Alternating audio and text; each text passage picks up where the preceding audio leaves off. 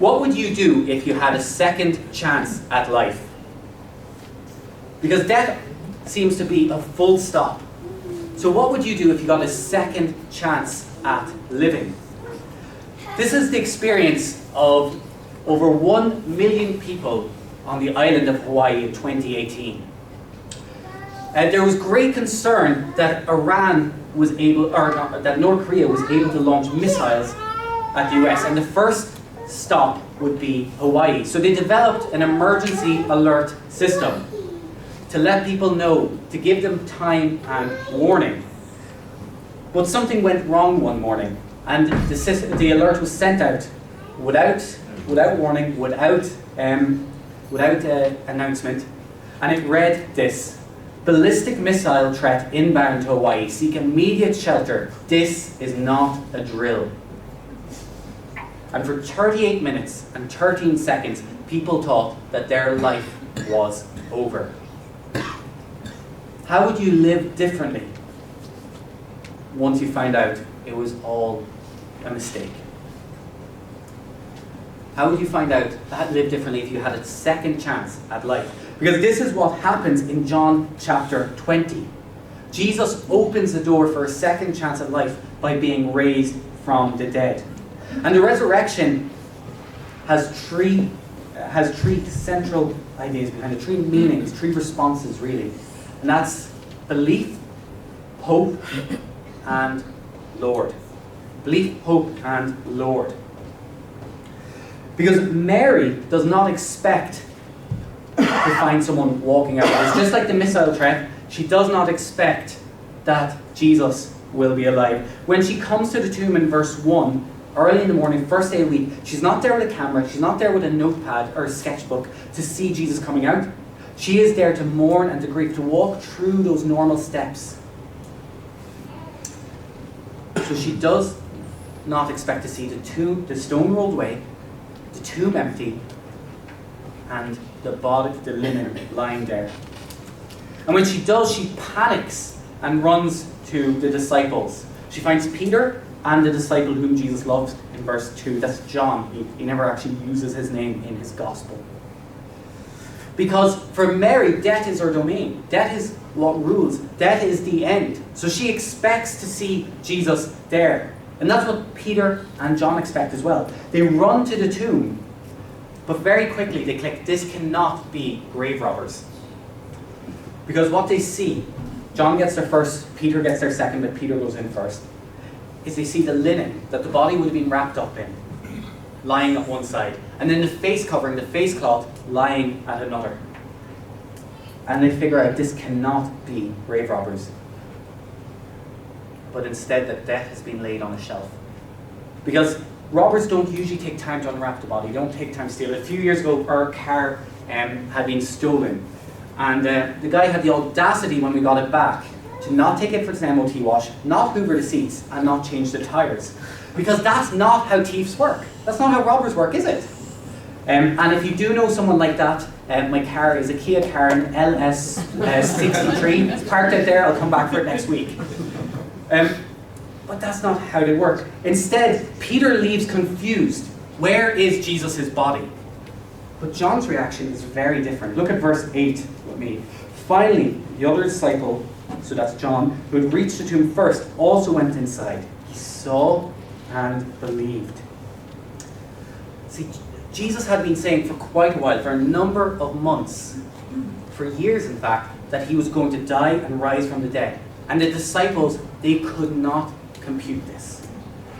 They expected Jesus to come in power to make Israel the number one nation and to make them sort of like generals underneath. So they had no category for Jesus dying or Jesus rising from the dead. But John very quickly grasped that even though he doesn't get all this, because look at verse 9, he doesn't understand what the scriptures have to say about this. He doesn't understand the Old Testament about this. Even though he doesn't get it, it's the explanation that makes the most sense. The resurrection requires one response from us before anything else, and that is belief. Believe that Jesus rose from the dead. Believe that Jesus is the Lord. And we don't even need to get this whole Bible thing. Maybe Maybe you love the story of Jesus, you're amazed by him, you want to believe, but you're not sure what to do about the rest of the Bible. You don't know what to do about Noah's Ark, and you don't know what to do about the Exodus. But look at verse 9 here. John doesn't get all that either, and yet he believes. All that comes after. Jesus makes sense of the rest of the Bible. So you don't even need to understand that. The one response it requires from us is to believe, to trust that Jesus rose from the dead and that he is who he said he is. And maybe you would love to believe. Maybe you would love to have that same hope. It sounds like a lovely story, but it's just a fairy tale. It's wishful thinking. It's Christians believing by faith, which really means believing with no evidence, no reason, no logic. But we see John here believes because of what he's seen. He believes because there is evidence. And I want to challenge you here, because the question of did Jesus rise from the dead is a question of history, which means it asks a question of you too if you're not a Christian. And it asks you to explain the empty tomb. And maybe you think you have one or two simple answers. The disciples made it up. They stole the body. They hallucinated. But there's issues with all those, and a lot of issues. But let me give you one for each.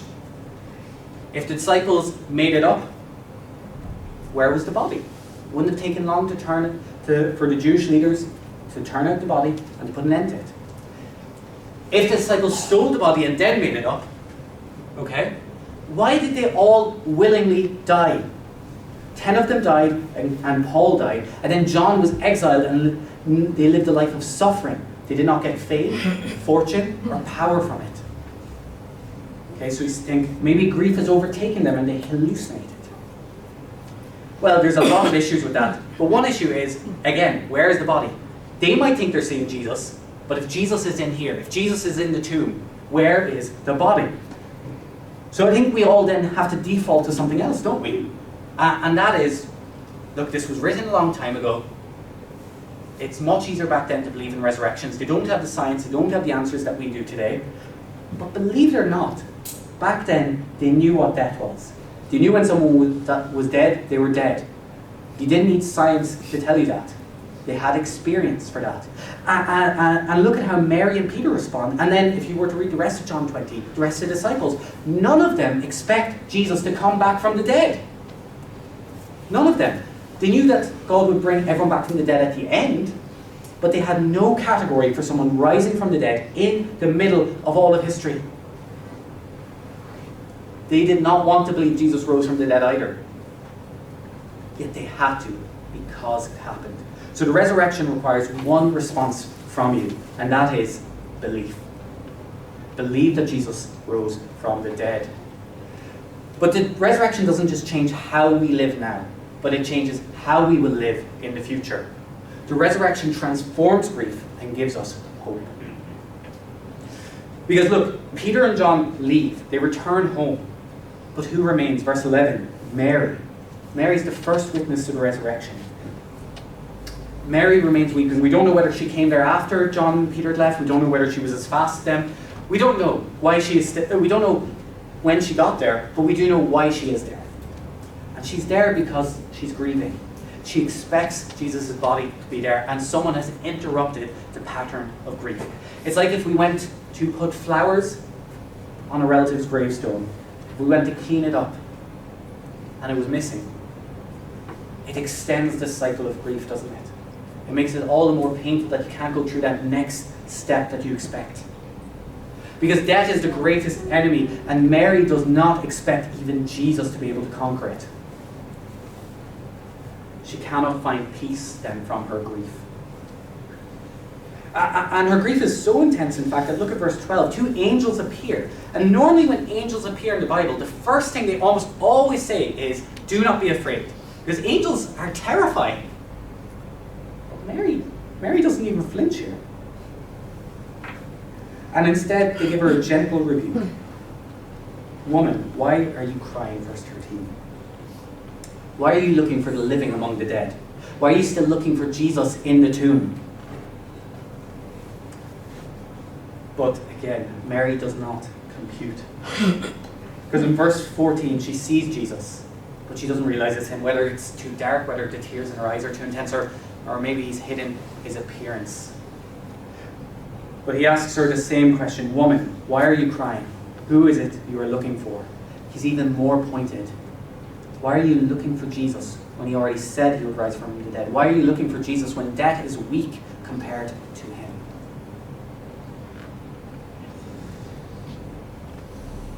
Mary's overcome here with grief. Her response, "If you've carried him away, tell him where you've put him and I'll get him."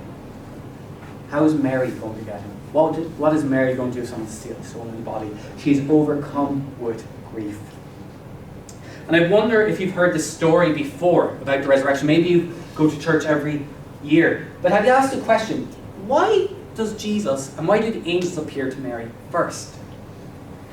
He spent a lot more time with his disciples, 3 years. They were going to be a much bigger part of getting the story of Jesus out there. So why not appear to them first? Well, the simple answer is Mary needed it more. Mary needed it more. One of the church fathers, Cyril of Alexandria, he said this, and he was talking about this passage, specifically this verse when he said this. "Observe that the tears that fall for Christ do not lose their reward, nor is it long before love for him bears fruit. Rather will his grace follow closely in the wake of pain." I missed the word grace there. Mary hears from the angels, and she hears from before the disciples, and hears from Jesus before the disciples, because she needed it more. See, the resurrection transforms and challenges grief. Death is the number one enemy. It is the greatest power. It is the thing that cannot be broken, and yet Jesus breaks it. Jesus destroys it. The empty tomb is a sign of that. Jesus' resurrection transforms grief. And this is not just abstract. This is for those of us who are in deep and horrible anguish and grief because of the loved ones we've lost. Whether it's a father or a mother, a child, or a husband or a wife. Jesus' death transforms, conquers all grief.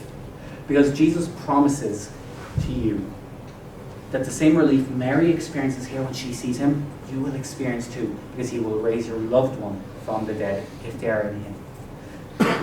And you will experience the same perfect joy where you see death is not the ultimate enemy. Death does not put a full stop, where there is a second opportunity at life. And maybe you feel some of that sense of the comfort that Jesus brings, but you've lost someone who isn't a Christian, who doesn't know Jesus, who in fact you've had a brother who has rebelled against him, who has wanted nothing to do with him. And grief is so deeply personal. Death is so deeply painful to each individual in a different way that you think, no one knows the mud and the waters I've walked through with this. There is one, and that person is Jesus Christ. Jesus is aware of the horror of death and the grotesqueness of death. He knows how awful it is, and that is why he came to the cross, to the grave, and rose to fight and conquer death. Jesus knows the pain of your grief more intimately than you know it. He will bring hope and life where you can life to you. So Jesus destroys death, and Jesus' resurrection destroys sin. This is part of what grieves Mary so much. Jesus is the one who brings her. If you know the story of Mary, she can only be labeled as one thing, a sinner. Jesus is the one who brings her and sees her as a person and offers her hope of new life. But what she doesn't understand is that new life is impossible without the resurrection. Her sins are still on her without the resurrection. But Jesus, rising from the grave, conquers both death and sin. So Jesus' second question to Mary in verses 14 to 15, his question of who are you looking for, is a question for Mary to broaden her horizons. He's asking, what sort of Messiah did you expect? Who were you seeking? The disciples were looking for one who would come with power and conquer the nations with force. Mary, we're not sure what she was looking for, but what she was looking for was a Messiah in the grave. And we can expect hope to look like our idea of power, our idea of victory. Yet Jesus comes with the all-conquering power of God by the resurrection. Jesus makes a difference where it really matters. The power of death over the body and the power of sin over the soul. The empty tomb says nothing can stand against Jesus. Not sin, not death, not the powers and the governments of this world. Nothing can stand against Jesus. Jesus' resurrection destroys all corruption. So the rags lay on the shelf and the tomb remains empty because Jesus has conquered death. See, Jesus is like the light of the sun. And the more brightly the sun shines, the more light of it we get, the less darkness there is. And in the resurrection, Jesus shines more brightly than anyone. There is no darkness. There is no shadow. It is all gone. So, it changes how we live today, it changes how we will live, but it also changes something about Jesus. It tells us something more about him. What does it mean for Jesus? Because he's the one who was raised from the dead after all. It means he is Lord. He is Lord. He is God. He is the King. See, death was the number one power in the world until Jesus steps into the ring. And Jesus, by being raised from the dead, says no power can conquer him because he is in fact the Lord of all. He is God. He is the Lord of life. And yet he loses none of his tenderness. Look at this. Look at verse 16. Mary is in the throes of grief. And what does Jesus do? He doesn't hold it over. Instead, Jesus said to her, Mary. And there's a way that loved ones say her name, isn't there? That you know what's coming next. There's a way that my oldest son hears his name. If I say it in his full name, Reuben Craig Maroof, and maybe throw a few others in there, Ruan, John, whatever. We don't even have a John in our family. But if I say that, he knows he's in trouble. But there's another way that if I say his name, if I say Reuben, there's a way he knows he's loved and he's protected. And that's what's happening here with Mary. Jesus is not expressing lordly power, but gentle love. And he extends that to his disciples. Look at verse 17. He goes to send to the Father, but he says, go instead to my brothers. Go instead to my brothers. Jesus' tenderness to his disciples and to Mary is not changed by the resurrection. We all know one or two people, don't we, who get just a bite of success. And they wouldn't even let you shine their shoes. Yet Jesus, who is king over all, does not hesitate to bend down and to stoop in gentleness to his disciples, to his hurting followers. And believe it or not, that is Jesus' attitude to you still today. He's still reigning in heaven, has that same gentle love towards you. He is not too big for you. He is not too grand. He is not too powerful to you approach. Instead, when you come to him, you find grace and you find mercy. You find gentleness for when you need it. How wonderful is our Lord. But by the resurrection here, he announces to the whole world that he is God. He is who he has always said he was. And nothing makes that more clear than his words to Mary in verse 17. Do not hold on to me, for I have not yet ascended. So he's going to the Father, to my Father and to my God. And Jesus is pointing out that he is God, that he is in close proximity to the Father, that he is next to him, that he is his Son, which has been his claim all along. And that's why you can say he is my God and my Father. And yet, Jesus' resurrection doesn't just mean he is Lord, but it means that we are no longer distant. Because look what he says. Tell my brothers that I'm going to my Father and to your fathers, to my God and to your God. Jesus is a son by nature, and yet he extends it to us by his grace because of the resurrection. That we are no longer distant from God, but that we can come to him. And this is Mary's realization when she returns to disciples. Verse 18, I have seen the Lord. And the word Lord here can be translated master, can come across as teacher. But how the resurrection changes that one word. Lord, I have seen the God, the creator of all things. See, the resurrection sets Jesus apart from everyone else, from every good teacher, from all religious leaders, from all prophets. Jesus is set apart from all men. By his resurrection, he plants his flag and he says, this is who I am, the Son of God. So that is why you cannot sit on the fence about Jesus. Jesus challenges us with the biggest question, because if he rose from the dead, then he is who he says he is. He is God. And life warps around him. If he didn't, you need to decide what life is about. But I think, and I think we see here in John 20, there's a compelling case for the resurrection. Jesus makes sense of life. He is who you are for. And I want us to be clear on who Jesus is. Jesus is tender and gentle, yet he is not pining for you to pay attention to him. But when he comes from the grave, he is announcing that he is Lord, and you need to recognize him. He makes demands. Jesus is God. He is the one way to be saved. And there's a great story that comes out of that. I'm going to call it the Hawaii Missile Crisis. I don't know what it's called. I think Hawaii Missile Crisis sounds good. There's a great story that comes out of this, and it's in a book by a guy called Mark Clark. He also has it in an interview. One of his friends was in Hawaii at this time with his family, and they're on holiday. And they get the message through on their phone when they're in the lobby. And there's a bit of panic, there's a bit of hugging, there's a bit of crying, obviously. And the father's there with his kids when they realise their mother is not with them. So they start calling. For those of you who are Gen Z, calling for the rest of us. They start calling her, and they don't get an answer. They go up to the room, and they can't find her.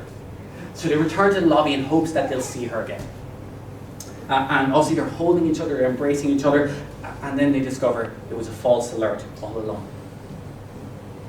But in that time they realised what really matters in life. Who really matters in life. And they return to the room, and they find their mother coming out of the shower. And she had, don't worry, she wasn't, I know men are really bad looking, she wasn't in the shower the whole time. They find her coming out of the shower, and they grab onto her, and they're crying and they're weeping, and obviously it's those ugly tears that you would expect. And she's absolutely oblivious because she has left her phone upstairs. She was in the gym, and then as she was coming out of the gym, she started speaking to a nice older woman. And that older woman, they got talking about the decorations they were going to do. They were going through renovations in their home, what colour schemes they were going to pick. See, sometimes in life we get so distracted by the everyday, by the mundane, by what seems good, that we miss what is important. They were completely transformed, whereas it hadn't registered with her at all. And sometimes life seems meaningless because we're not asking the big questions. And sometimes life seems overflowing with meaning, yet it's about all the wrong things because we're not asking the big questions. And the big question is, did Jesus rise from the dead? And what does that mean? So I want to challenge you and encourage you, don't miss your chance at a second life. Jesus rose from the dead, the tomb is empty. What will you do with that truth? Like Mary, will you say, I have seen the Lord? Let's pray, and then, now that we've heard this wonderful truth, I want to sing 2 songs.